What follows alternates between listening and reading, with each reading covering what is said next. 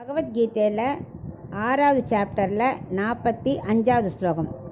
பிரயத்னாத்யாத்மானஸ்து யோகி சம்சுத்த கில்பிஷக அநேக ஜன்ம சம்சித்தஹ ததோ யாதி பராம் கதிம். இப்போ இதுக்குள்ள அர்த்தத்தை பார்க்கலாம். 41லேருந்து 44 வரைக்கும் யோகம் நழுவினாலும் அது கெட்டு போக மாட்டான். விட்ட இடத்துலேருந்து அடுத்த ஜென்மாவில் கண்டினியூ பண்ணுவான்னு சொன்னார் இல்லையா.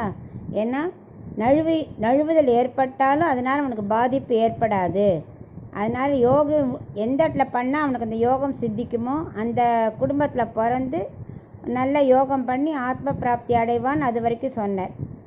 ஆனால் ஆத்மா அனுபவம் மட்டுமே இருக்கக்கூடிய இடத்துலாம் விடுவார் அப்படின்னா. ஏன்னா அவளுக்கு உடலை பற்றி சிந்தனை கிடையாது, ஒன்லி கைவல்யாத்தி தான்.